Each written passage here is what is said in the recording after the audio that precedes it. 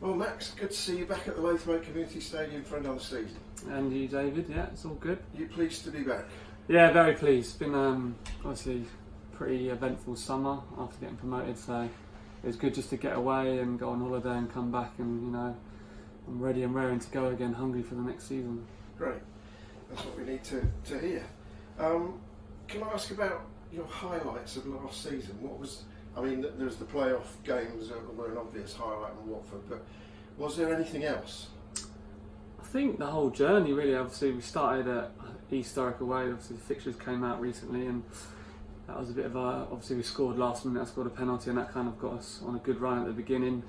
And I personally went on a good run with goals and etc. And then around Christmas time got injured. I missed the Watford game unfortunately, but it was a great occasion to be at, the third round, and something which the manager hadn't achieved before, so that was good. I mean, getting promoted as well. Third round of the FA Cup and getting promoted in one season, that's a hell of a season for a Conference South team.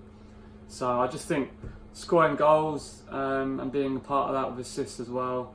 And obviously I think talking to my parents and things, that Wealdstone game in the semi-finals, they said it was one of the best games they've ever been to. So and then obviously getting over the line against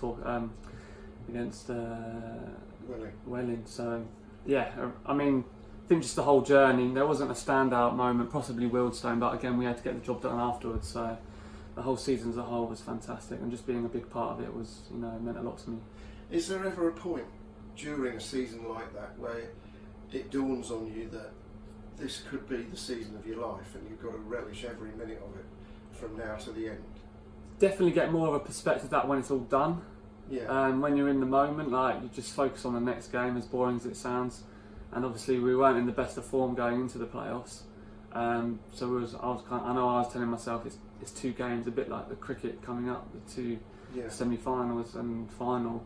It's two games, 90 minutes, possibly more, and you've just got to win those games. And I don't think either the semis and the final were pretty matches, but it's all about getting over the line, and we did that. Absolutely. Just going sideways slightly, are you a cricket fan? Yes, big cricket fan. Oh, it's my second favourite sport. Yeah.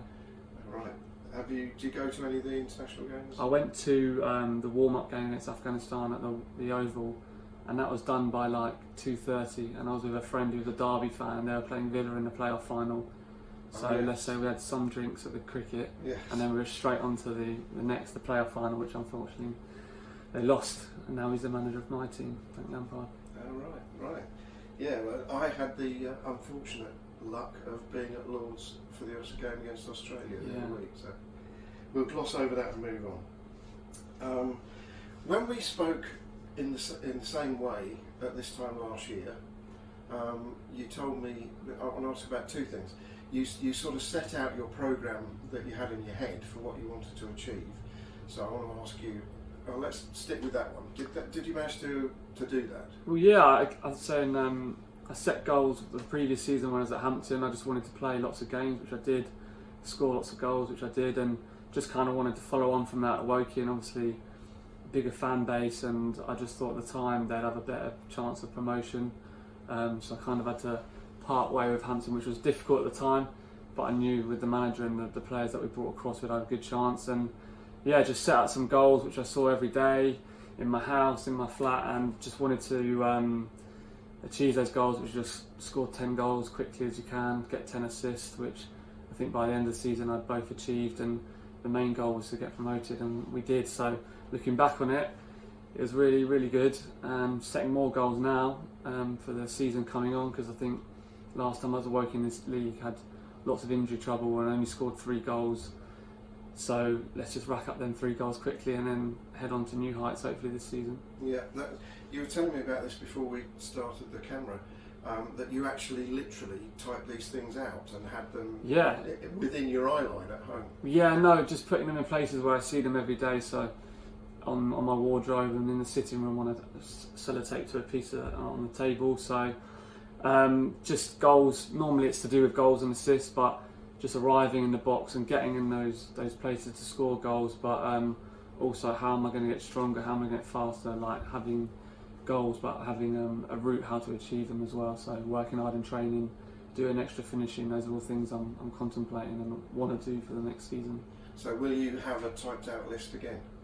Well, you're making me want to type out today. I think I will get home and do it again. Yeah. So when you've done that, since we spoke a year ago, you've actually moved into your own place, haven't you? Yeah. Bought a flat. Yeah. With your girlfriend. Yes. Yeah. Rachel. Will she let you take things to items of furniture in the living room? Probably not. I'll put them on my stuff, I guess, because we had a massive session at Next Home. All right. Buying all the furniture. So yeah, I'll probably have to ask her where I put them up. Maybe Blue Tack might be the one. Right. So there's probably going to be some compromise in there. Yeah. The second thing that we discussed a year ago was that you were very clear that coming back to Woking was partly because of unfinished business. You've just alluded to it slightly there.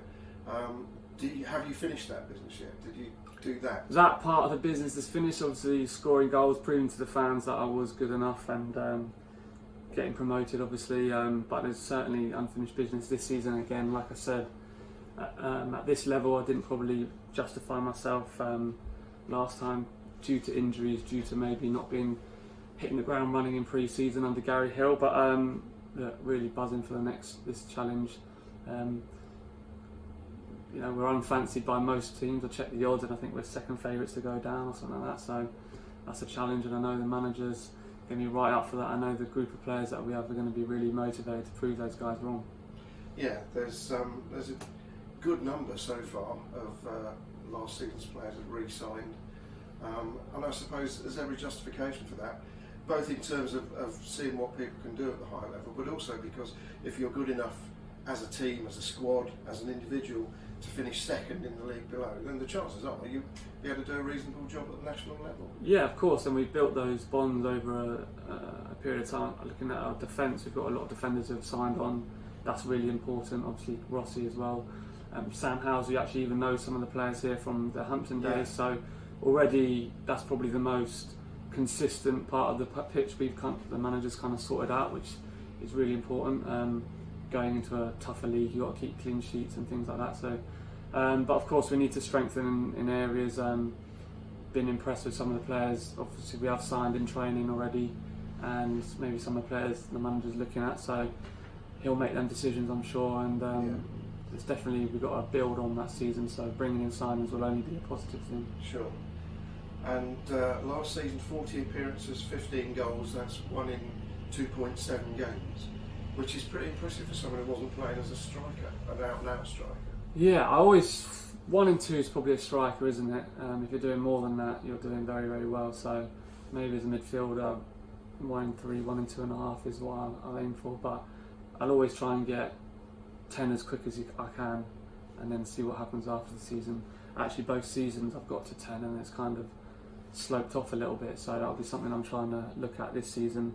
Unfortunately, that's probably down to injury last season, just a hamstring strain. I came back and then done it again. So, but again, happy with those numbers. 40 appearances, coming on from the 50 the season before at Hampton. Something maybe in the back of my mind, I wanted to kind of rest my mind by doing that and proving to myself that I keep myself fit, I will score goals. And a number of those goals were penalties, of course.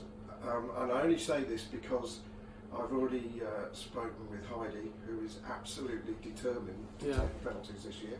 But I strongly suspect that Dave Tarpey is also determined to take the penalties this year. Well, it's not a bad situation to be in. Of course, some of us might be on the bench this season, so if one's off, the other one might take it, vice versa. I think there was a game last season we played Gloucester away. I scored the first penalty in the game.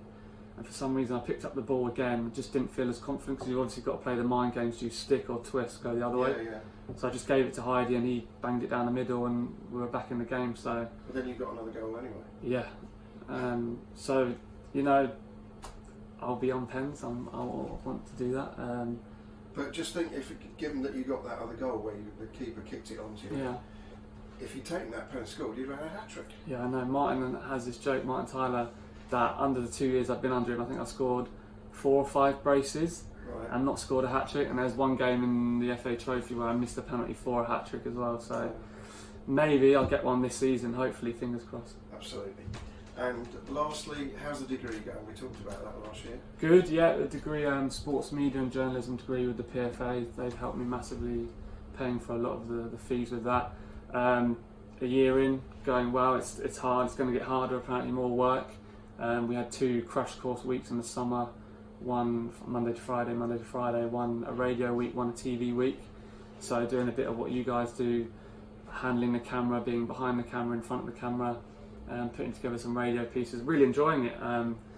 Something just I'd like to get under my belt. I'd like to get the coaching and done and the media stuff done before I'm 30. So hopefully I'm ahead of the curve. I want to play as football as long as I can, as long as I keep playing well. But it's a massive thing, as my mum's always told me, to have a backup plan.